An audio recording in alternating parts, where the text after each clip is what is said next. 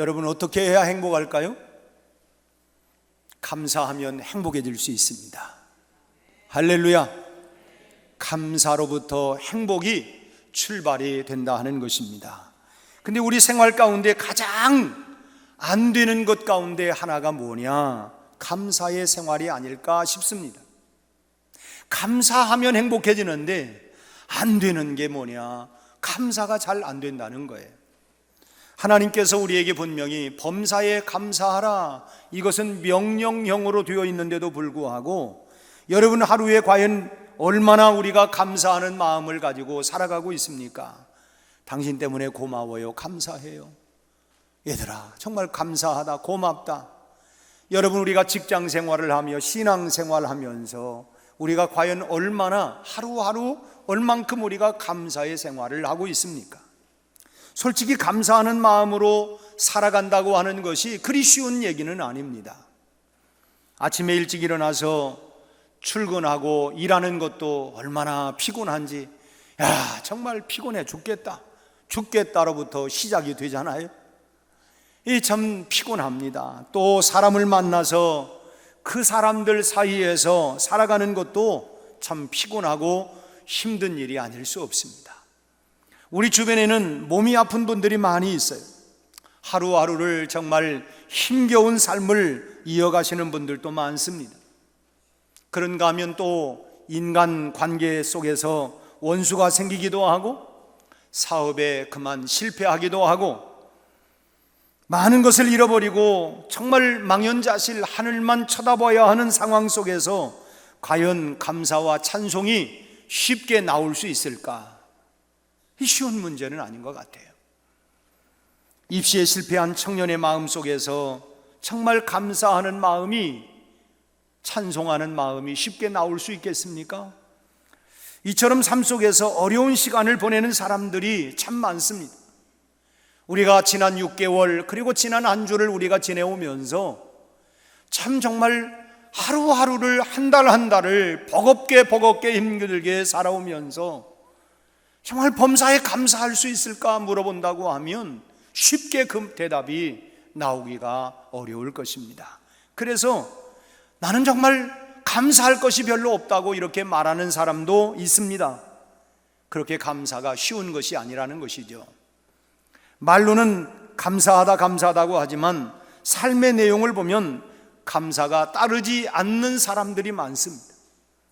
습관적으로 말로는 감사합니다 그렇게 표현은 하지만 마음과 삶에는 감사가 없는 사람들이 많이 있습니다. 그래서 범사에 감사하라 라고 하는 이 말씀은 다 성경에 나오니까, 또 하나님이 하시는 말씀이니까, 교회에서 하는 말이니까 다 들어두면 다 좋지, 좋은 말씀 정도로 생각하고 적당히 핑계하고 넘어가려고 하는 그런 부분들이 또 많아요. 그러나 감사는 해도 되고 안 해도 되고, 기분 좋으면, 모든 상황과 조건이 좋으면 적당히 하는 정도가 아닙니다. 무조건적으로 우리는 감사하는 삶을 살아야만 합니다. 왜 그러느냐? 예수님 때문에 그렇습니다.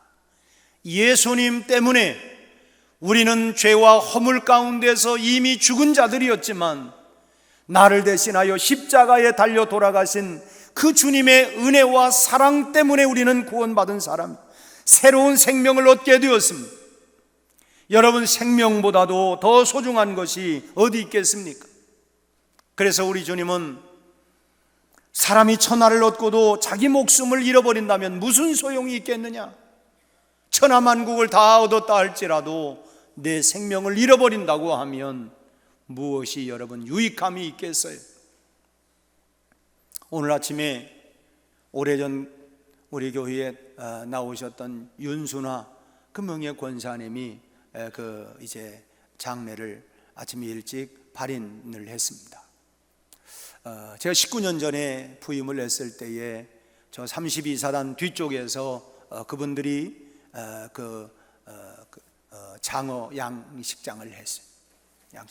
그리고 몇 해 후에 이제 홍수로 인해서 어려움들도 당했고, 그리고 이제 피해 보상 문제 때문에, 그리고 그 후에 이제 KTX가 지나가는 그 철길, 이 높은 탑을 쌓는 이런저런 것으로 인해서 이제 피해 이런 그러면서 이제 그 새로운 집도 짓기도 하고 이제 휠체어를 타고 우리 교회에 참여하기도 하고 기억되시는 분들이 있을 거예요.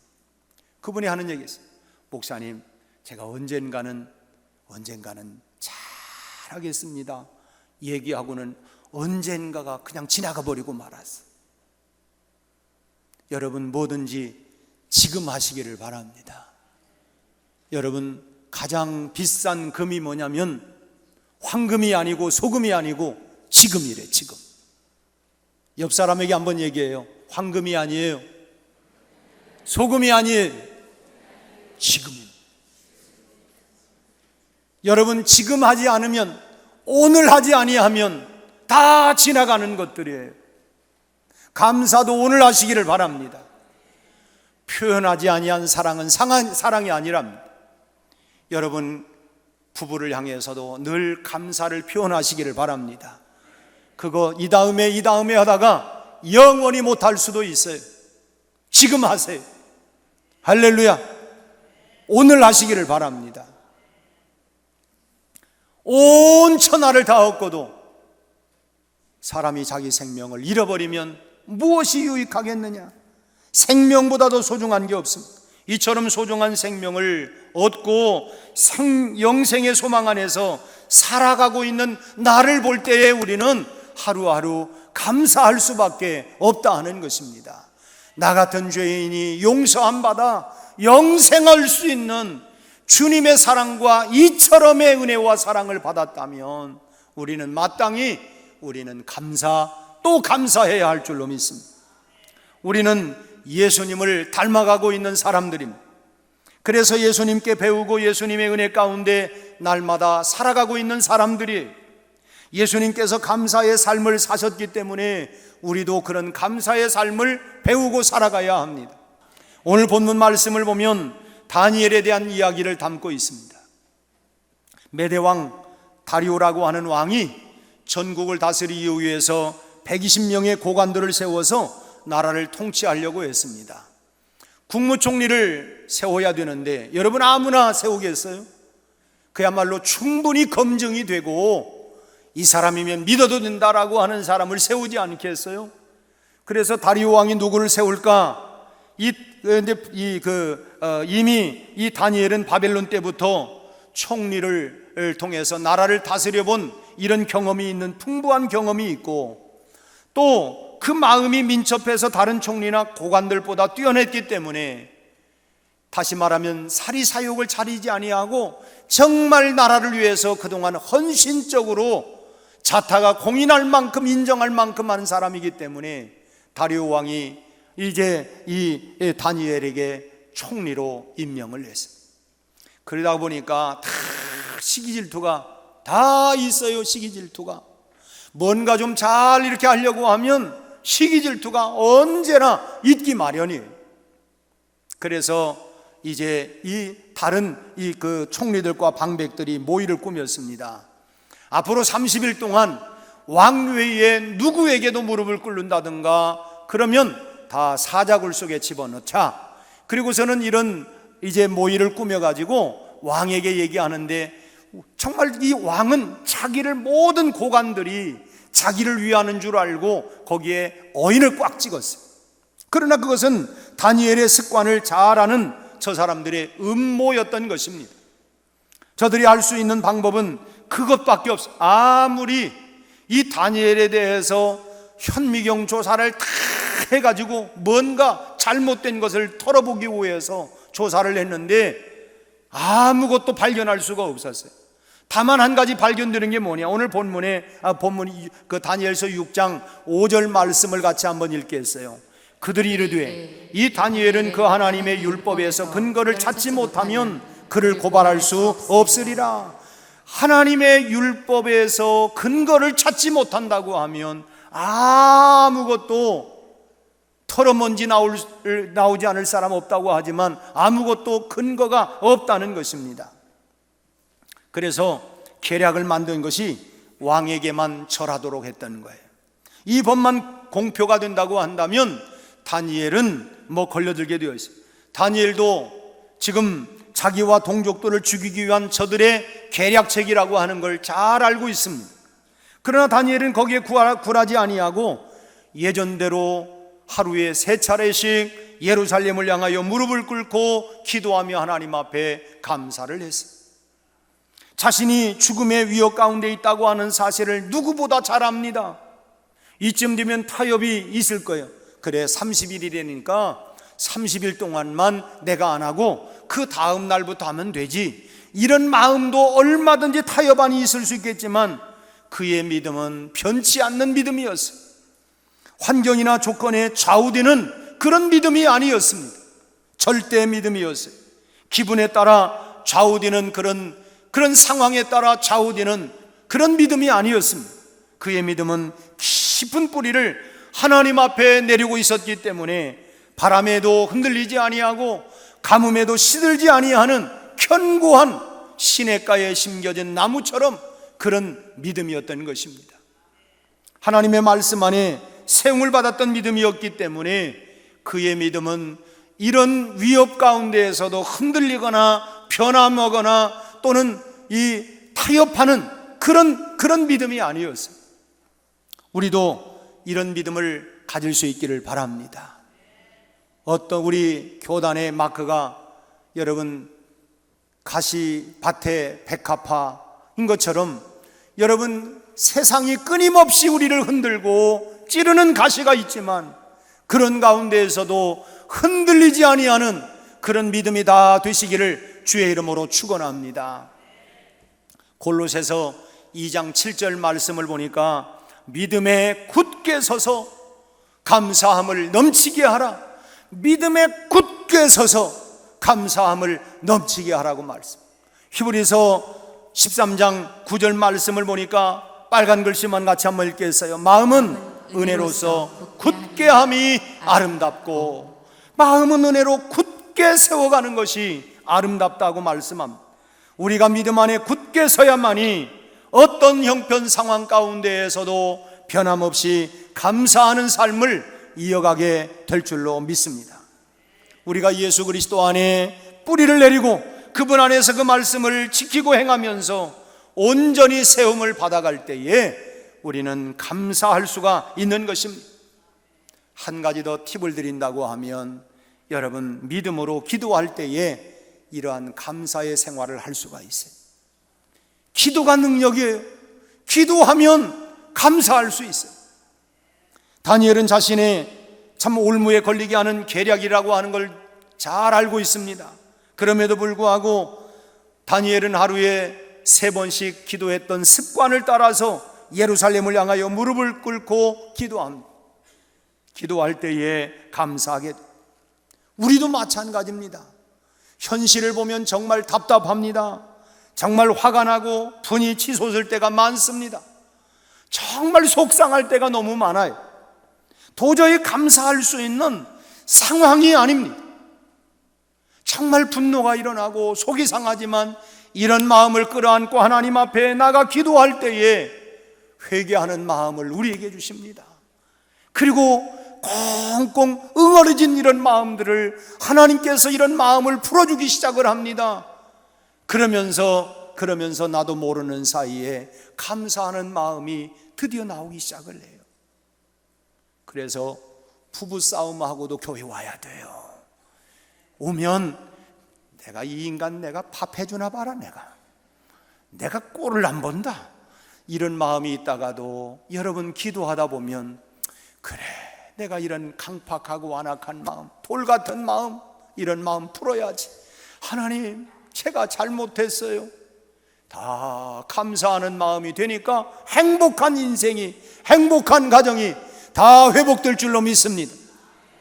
할렐루야. 여러분, 다니엘은 그렇게 답답함에도 불구하고 기도하니까 마음속에 긍휼함이 일어나고 감사한 마음이 일어나고, 이것이 다 기도의 능력인 줄로 믿습니다.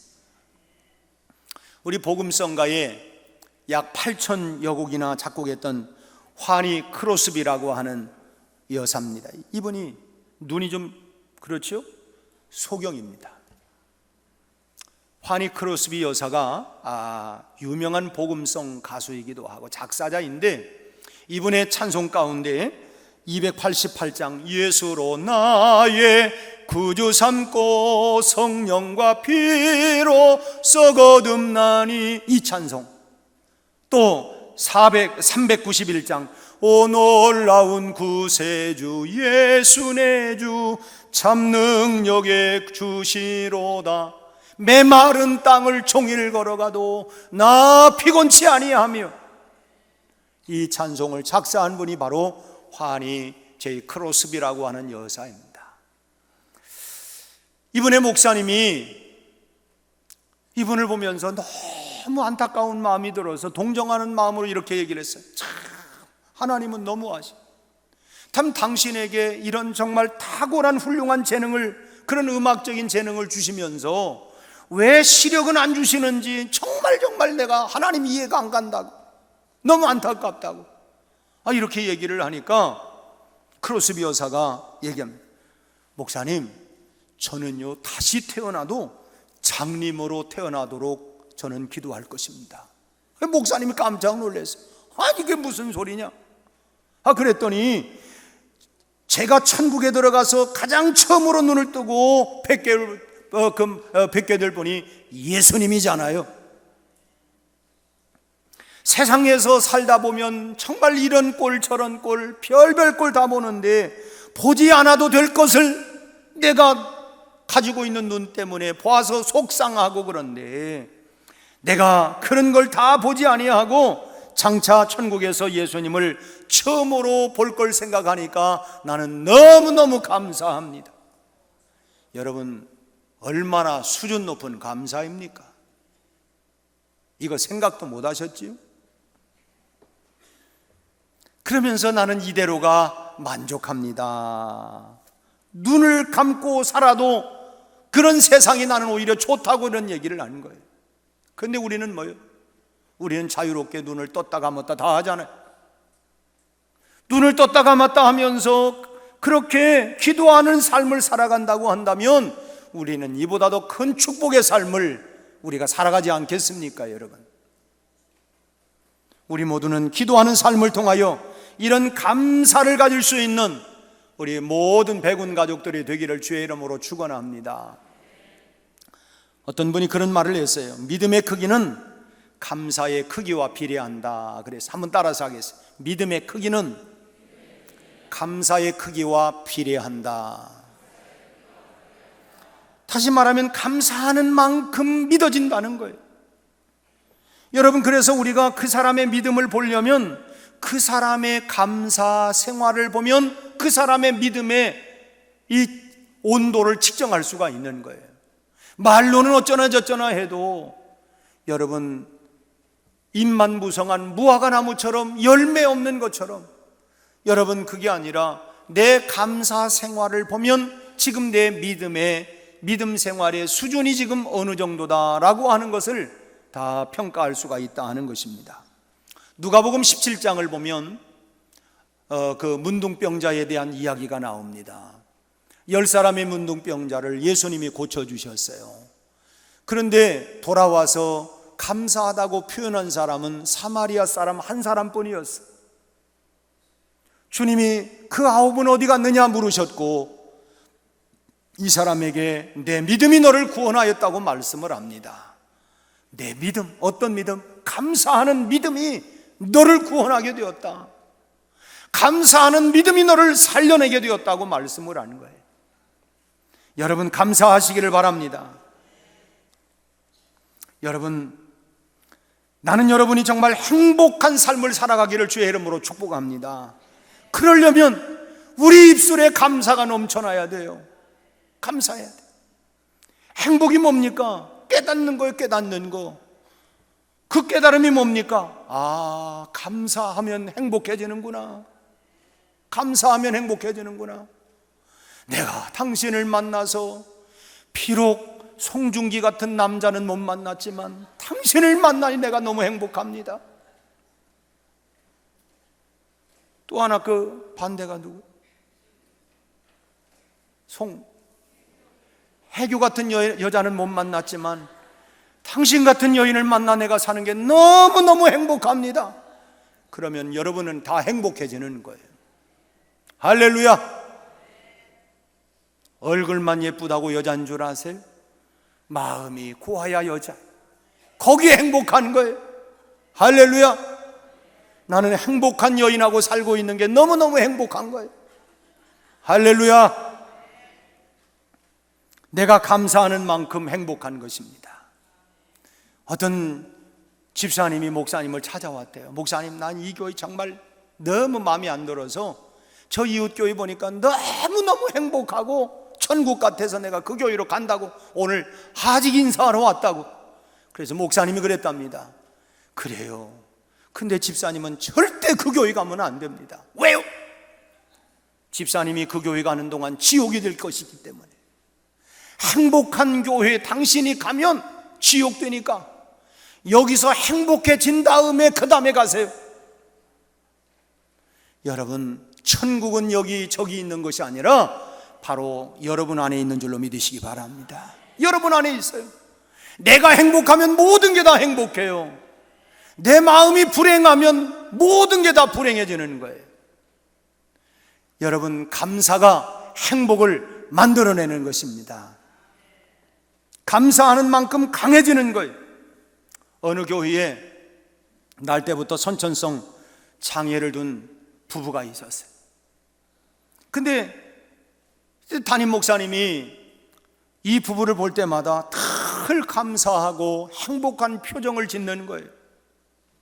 야, 참 대단한 믿음이다. 저렇게 행복해하고 참 선천성 장애를 둔 그 부모의 마음이 얼마나 힘들겠어요. 그런데 늘 감사하고 행복한 표정을 갖는 거예요. 그러더니 이들 부부가 한번 목사님께 이런 얘기를 합니다. 목사님, 저는 정말 너무너무 감사하고 행복해요. 그래서 목사님이 너무 뜻밖이어서 아니 뭐가 그렇게 감사하고 행복합니까? 물었더니 이 부인이 얘기하기를 이 아이 때문에 이 아이 아빠가 예수를 믿게 된 것이 얼마나 큰 축복인지 너무너무 감사하고요. 이 아이가 그렇게 된 사실을 알고부터 우리 남편이 예수를 믿기 시작을 했습니다. 그러니 얼마나 감사합니까? 그리고 우리가 우리가 정말 잘 삽니다. 남부럽지 않게 잘 살고 있는데 우리가 교만하지 않도록 해주신 것이 감사하고 또 세상 사람들에게 내가 무관심하지 아니하고 우리 같은 아이가 있는 사람들에게 내가 관심을 기울일 수 있다고 하는 것, 그게 감사하고 만약에 우리에게 아무런 일이 없었다고 한다면 우리가 이렇게 잘 사는 것 때문에 교만할 대로 교만해져서 남의 이웃에 대해서 전혀 돌아볼 마음도 생기지 않았을 것이고 소위 말하면 지 잘난 맛에 그렇게 살고 말았을 겁니다. 그러나 이 일 때문에 우리가 더 겸손해질 수 있어서 교만해지지 않을 수 있는 게 감사하고 또 어려움 가운데 있는 사람들을 돌아볼 수 있는 눈이 생겨서 감사하고 그러니 우리가 얼마나 행복하고 감사합니까? 오늘 아침 성령님을 통하여 감사의 삶을 회복하시기를 축복합니다. 감사는 믿음의 뿌리를 내리게 하고 그 위에 굳게 서는 일은 하나님께서 성령을 통하여 우리에게 역사하십니다. 그러나 그보다 먼저 감사는 내가부터 시작을 해야 합니다. 내가부터 감사의 삶을 살기로 결단하고 시작할 때에 성령께서 역사하실 줄로 믿습니다. 내가 내 삶을 통해 내 입술로 주님께 감사의 고백과 감사의 노래를 할 수 있기를 바랍니다. 하나님은 감사로 부르는 노래를 들으시고 감사로 드리는 그 기도를 들으시고 감사의 예물을 받으시고 그리고 감사하는 자의 능력을 더 우리에게 주실 줄로 믿습니다. 그 능력으로 보다 더 행복한 우리의 인생을 살아가는 모두가 되시기를 주의 이름으로 축원합니다.